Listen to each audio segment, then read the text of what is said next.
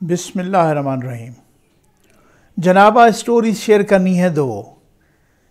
पहली स्टोरी कि ये इंडिया के साथ तिजारत का मामला या फ़ैसला वापस कैसे हुआ, ये बड़ी दिलचस्प कहानी है भाई। ये बहुत ही अजीबो गरीब किस्म की कहानी है। और दूसरा, डस्का में दोबारा पूरे हल्के में इलेक्शन होगा। तहरीक इंसाफ जो डर रही थी, जो कांप रही थी, हुकूमत जो तरले कर रही थी, वही बात है कि उल्टी हो गई सब तदबीरें। कुछ न दवा ने काम किया।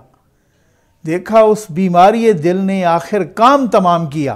बात यह है कि, और इससे पहले मैं इंतहाई शुक्रगुजार हूँ, ममनून हूँ भाई। मैंने कहा था ना कि जब बहुत सारे हाथ उसकी बारगाह में उठते हैं, तो जनाब जब बहुत सारे हाथ उठते हैं, दुआ करते हैं, तो बहुत सा आपने दुआएं की।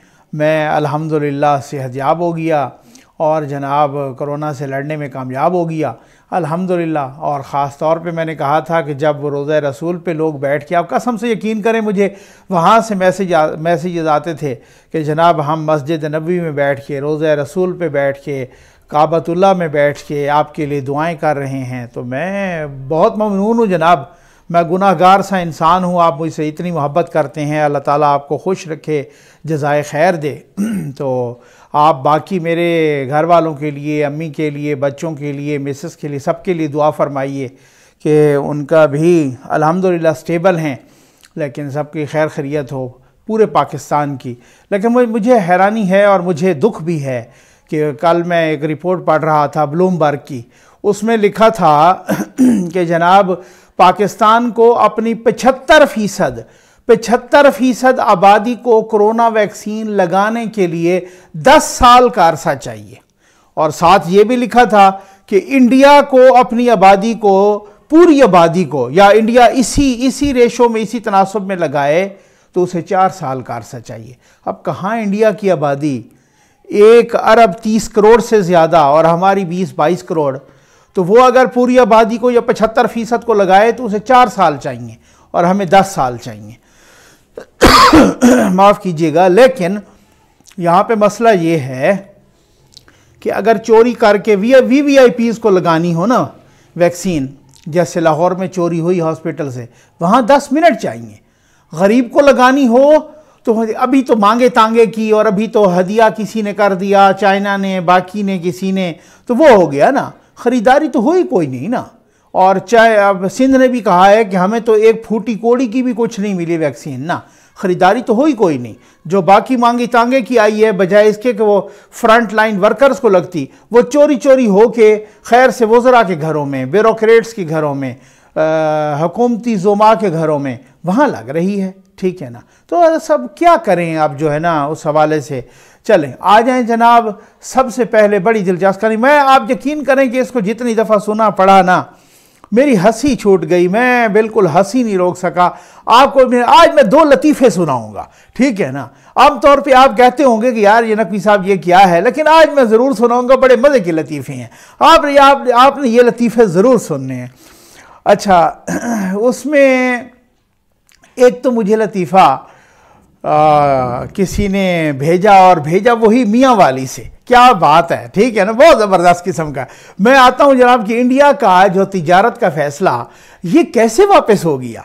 ठीक, अच्छा, ये इस तरह से वापस हुआ भाई कि, अच्छा, ये बड़ी मज़े की कहानी है कि इंडिया के साथ जो चीनी और काटन मंगवाने का जो प्रोग्राम था वो कैंसिल कैसे हुआ, वो काबीना ने उसे कैसे रिजेक्ट किया। भाई हम खुद हैरान। एक दिन पहले वो नए वज़ीर ख़जाना साहब हमाद अज़हर साहब आए, उन्होंने वो फ़ज़ाइल बयान किए इंडिया की चीनी की, मोदी साहब की मीठी मीठी चीनी के वो फ़ज़ाइल बयान किए और काटन के, और कहा जनाब कि इससे तो गरीब आवाम का बस भला हो जाएगा। और कुछ फ़ैसले होते हैं जो इस तरीके से मकबूल होते हैं, और कुछ फैसले होते हैं जो बड़े रियलिस्ट होते हैं, बड़े हकीकत पसंदाना होते हैं, तो हकीकत पसंदाना फैसले करने चाहिए, अपने अवाम के हक में फैसले करने। भाई नया नया वजीर ख़जाना का, जवान वजीर ख़जाना का खून था जो जोश मार रहा था, और जनाब वो टिक नहीं रहे थे सहाफ़ियों के सवाल का जवाब देते हुए। अगले दिन हमने सुना भाई काबीना ने वो तो मुस्तरद कर दिया फैसला। भाई ये क्या चक्कर। फिर उसके बाद हमने सुना भाई बात ये है कि ईसीसी ने तो मंजूरी दी थी। मैंने कहा यार ये क्या हो गया। आमतौर पे ये होता है कि यानी कि ये हो सकता है कि काबीना ईसीसी की किसी भी फैसले को मुस्तरद कर दे, लेकिन 98% तो ऐसे ही होता है ना कि ईसीसी के फैसलों को काबीना मुस्तरद नहीं करती। अच्छा, उसके बाद एक अगली बात सुने, वो ये थी कि जनाब ईसीसी ने तो मंजूरी दी। ईसीसी ने किसके कहने पे मंजूरी दी? वजीर तिजारत के, यानी कि वजारत तिजारत के इंचार्ज हैं, या यूँ समझ लें वजीर तिजारत हैं खुद इमरान खान साहब। रज़ाक दाऊद साहब तो मुशीर तिजारत है ना, तो उनका जो वजारत तिजारत का इंचार्ज है वो खुद इमरान खान साहब के पास वो समरी जनाब मंजूर करके भिजवाई थी 4-5 रोज पहले ईसीसी को, खुद इमरान खान साहब ने, कि उनसे चीनी भी मंगवाओ इंडिया से, मोदी जी की मीठी चीनी, और जनाब कपास भी मंगवाओ और आवाम को दो, और जनाब इनकी ऐसी की तैसी हमारे शुगर माफिया की इनको पकड़ो और जनाब इनको सबक दो, और वहां से सस्ती चीनी मंगवाओ और आवाम में सस्ती चीनी बांटो। दूसरे दिन खुद इमरान खान साहब की सरबराही में काबीना बैठी, उसने मुस्तरद कर दिया। भाई ये हालत क्या, ये कोई हालत है, ये कोई अपना पूछने वाली बात है, ये हुआ क्या। और साथ ही जनाब कल की बात है कि जनाब खबरें चली कि हमाद अजहर साहब से पूछा, इमरान खान साहब नाराज हो गए और उन्होंने कहा कि जी आपको किसने कहा था कि आप चीनी और काटन जो है ना इंडिया से मंगवाएं। तो उन्होंने कहा सर आपने कहा था, आपने खुद ही कहा। ये बड़ी अजीब और गरीब। अब मैं आता हूं उन लतीफ़ों पे। वो बात ये है कि मुझे एक दोस्त ने माफ़ कीजिएगा, वो दोस्त ने कहा कि जनाब मियाँ वाली में एक बच्चे के, जवान लड़के की तलाशी ली वालिदैन ने। वो आमतौर पे हमारे देहातों में ना ये रिवाज है कि आप वालिदैन को वैसे बहुत हक होता है, मतलब वालिदैन तो माशाल्लाह जो है ना अपना उस हिसाब से वो बच्चों की फलाह बहबूद के लिए, तो वो बच्चे की तलाशी ले रहा था कि कहीं ये सिगरेट तो नहीं पीता, ये इस तरीके से। तो बात ये है कि उसकी जब तलाशी ली तो जेब से सिगरेट और पता नहीं चरस और पता नहीं जो है ना इस तरीके की कोई लड़कियों शड़कियों की तस्वीरें और पता नहीं इस तरह की चीज़ें, मतलब जो आम तौर पे हमारे मुआशरती हिसाब से कुछ काबिल एतराज़ मवाद होता है, वो बरामद हुआ। तो उसने बच्चे को मारना शुरू कर दिया, लड़के को, अपने बेटे को, और वालिद ने, और मारना पीटना शुरू कर दिया और जनाब थप्पड़ मारे और सांस नहीं लेने दिया। उसने कहा अब्बा मेरी बात तो सुने, मेरी बात तो सुने। जब थोड़ा सा उस बेचारे को मौका मिला तो उसने, अब मुझे ज़रा इजाज़त दीजिएगा कि मैं ज़रा सराइकी में वो बयान करूं। जब उसको थोड़ा सा मौका मिला उस आखा जनाब अब्बा मेरी गल तो सुनो, ये तो मैं थोड़ा चोला पाती वदा, यानी कि ये तो मैंने आपकी कमीज पहनी हुई थी। तो बात वही है कि जनाब हमाद अजहर से पूछा वज़ीर आज़म साहब ने कि किसके कहने पे इंडिया से चीनी मंगवा रहे थे। उसने कहा जी आपके कहने पे मंगवा रहे थे, आप ही ने तो अप्रूवल दी थी। अच्छा एक बात, अब दूसरा लतीफ़ा, मुझे ये लतीफ़ा नहीं बल्कि यकीन कीजिए ये बिल्कुल एक रियलिटी है। वो काफ़ी अरसा पहले डीआई खान में एक ट्रैफिक ऑफिसर थे, तो वो जनाब जो किसी गाड़ी को रोका उन्होंने, तो वो नहीं रुकी। आमतौर पे आम प्रैक्टिस है, नहीं रुकते, या भाई ये पैसे मांगेंगे या इस तरीके से ये तंग करेंगे, या वैसा भगा दी उसने भी पीछे गाड़ी भगा दी। पुलिस वाले ने भी काफ़ी दूर तक जाने के बाद उसे पकड़ा और जनाब उसे काफ़ी गुस्से में थे वो ट्रैफिक ऑफिसर। तो वो जनाब आए और आगे, और उन्होंने कहा, पहले उन्हें बहुत गुस्सा हुआ था। जब उसने देखा तो वो ड्राइवर की एक आंख नहीं थी, यानी एक आंख से वो फारिग था, सिर्फ एक ही आंख थी। उसने कहा लाइसेंस दिखाओ, और साथ ही कहा कि किस जाहिल के बच्चे ने तुझे लाइसेंस जारी किया है।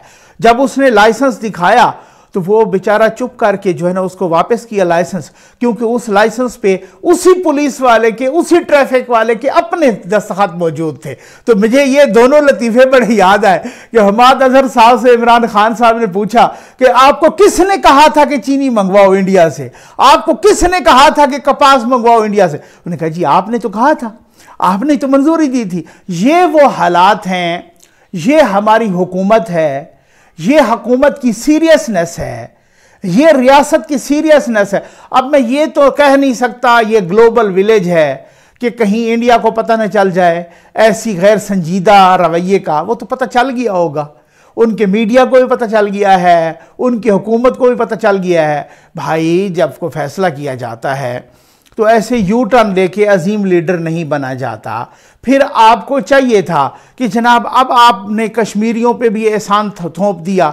आपको पहले पता नहीं था कि जब आप मंजूरी दे रहे थे उस वक्त आपको किसने कन्विंस किया था कि आप चीनी मंगाओ? और आप चूंकि वो बैकलैश आया, चूंकि वो आवाम ने एक रद्द अमल शो किया, उधर से अपोजिशन ने भी, और ये सारी चीज़ें और मोदी का यार और ये वो सारा कुछ कि असल में तो इसका बैकग्राउंड अमेरिका और अमेरिका से होते हुए मोहम्मद बिन सलमान और जनाब वो यूएई के हुक्मरान, और उनसे होते हुए फिर इधर से उधर से संदेशा इधर आया, इधर से संदेशा उधर गया।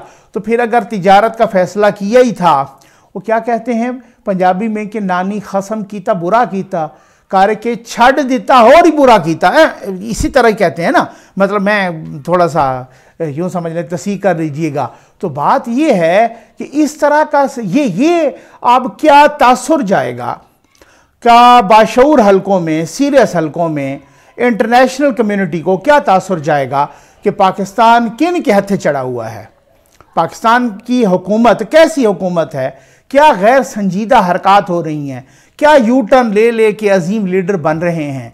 अब आप अंदाजा तो कीजिए कि अपनी ही समरी जो खुद वजीर आजम ने मंजूर की थी उसी को कभी ना बैकलैश आया। और जनाब इससे पहले भी बहुत सारे इस तरह, तो पहले से सोच समझ के कीजिए। हम तो उसके मानने वाले हैं और उसके पैरोकार हैं, और उसके वो हमारे लीडर हैं कायद आज़म मोहम्मद अली जिन्ना, कि जो कहते थे कि 100 दफ़ा कोई भी फैसला करने से पहले 100 दफ़ा सोचें, लेकिन जब फैसला कर लें तो उस पर चट्टान की तरह खड़े हो जाएं। ये होती है फैसला साजी। तो आप घर के अंदर भी जनाब उसी तरीके के फैसले, घर के बाहर भी महंगाई का ये आलम है कि अभी रमज़ान शरीफ शुरू होने वाला है, और नाम निहाद रियासत मदीना में, जिसको रियासत मदीना ये कहते हैं, उसमें महंगाई 7-8 महीने की बुलंद तरीन सतह पे पहुंच गई। लोगों ने भाग भाग के जिसके पास जो जैसे है उन्होंने राशन ज़ख़ीरा करना शुरू कर दिया, क्योंकि हालात ये हैं कि जनाब अब आप देखिएगा, अब चीनी तो वहाँ से मंगवाई नहीं जा रही, हो सकता है फिर एक और यू टर्न लें और फिर उसके बाद कोई और फैसला हो जाए, लेकिन अगर वो ना मंगवाई जाए तो फिर आप देख लीजिएगा ये कहाँ तक जाती है, 150 क्रॉस करेगी। आ जाए जनाब डस्का पे, क्या बात है भाई, वो क्या कहा था कि भाई जो है ना बड़ा लीडर बना फिरता है जो डस्का से डरता है। ये यानी कि मकसद कहने का ये है कि डस्का में सुप्रीम कोर्ट ऑफ पाकिस्तान ने फैसला सुना दिया और उन्होंने कहा जनाब कि पूरे हल्के में इलेक्शन होगा, क्योंकि तहरीक इंसाफ को बहुत ही पहले तो वो कहते रहे जनाब हम जीत गए, वही जो कहते हैं ना रियासती धांधली, यहाँ डस्का में रियासती धुंध छा गई। ठीक है, क्या बात है भाई। तो पूरे 20 कोई प्रिजाइडिंग ऑफिसर्स खैर से गायब हो गए। अच्छा, कल इलेक्शन कमीशन ऑफ पाकिस्तान ने उनकी लोकेशन जमा कराई ना सुप्रीम कोर्ट ऑफ पाकिस्तान में, कल के परसों तो लोकेशन जमा कराई, तो साथ ये उन्होंने कहा कि जनाब इन 20 में से 10 इलेक्शन जो प्रिजाइडिंग ऑफिसर्स थे वो एक ही जगह कहीं मशकूक जगह पर पाए गए। ठीक है, मैंने कहा भाई साथ आप वजाहत भी कर देते कौन सी बड़ी मशकूक जगह। तो बात यह है कि कहते हैं कि उनके कोई 25-30 किलोमीटर टोटल एरिया था उनका, जो वहाँ से पोलिंग स्टेशन और आरओ का जो था पूरे का पूरा जो फासला, तो वो आधे घंटे का फासला था, लेकिन उन्होंने कहा जनाब धुंध छा गई। ठीक है ना, माफ़ कीजिएगा। और उस धुंध में जनाब इन्होंने कुछ 10-12 उसमें प्रिजाइडिंग ऑफिसर तो अपने हल्के की हदूद से भी निकल गए। माशाअल्लाह, क्या बात है। वो उन्होंने लोकेशन जमा करवाई ना सुप्रीम कोर्ट ऑफ पाकिस्तान में। तो अब बात यह है कि अब होगा पूरे हल्के में इलेक्शन। अच्छा, वैसे 10 को होना था, अब देखते हैं कि इलेक्शन कमीशन 10 को, या अगर 10 के बाद या अगर रमज़ान के बाद, जब भी वो नई डेट जल्दी अनाउंस करेंगे या उसी को या उसके बाद, तो होता क्या है अब पता चलेगा कि अब क्या सूरत हाल है, क्योंकि अवाम में जाना है ना। और सर्वेज आ चुके हैं, मैंने आपको बताया था 2-4 रोज़ पहले कि एक गैलप पाकिस्तान के साथ साथ और भी 2 मशहूर व मारूफ कंपनीज के सर्वेज आ चुके हैं, और उन सर्वेज में एक ओवरवेलमिंग मेजॉरिटी ने कहा है कि डस्का में दोबारा इलेक्शन हुआ तो फिर हम नून लीग को वोट देंगे। अब मसला कहने का ये है कि मैंने आपको बताया भाई, ये डस्का पूरे पंजाब पे छा गया, पूरे पाकिस्तान पे छा गया कि इन्होंने कोशिश तो की वही प्रिजाइडिंग ऑफिसर्स को गायब कराने की, और फिर उसके बाद धुंध छा गई, और फिर उसके बाद वो आए तो फिर उसके बाद वो इलेक्शन कैंसिल हो गया और पूरे के पूरे हलके का,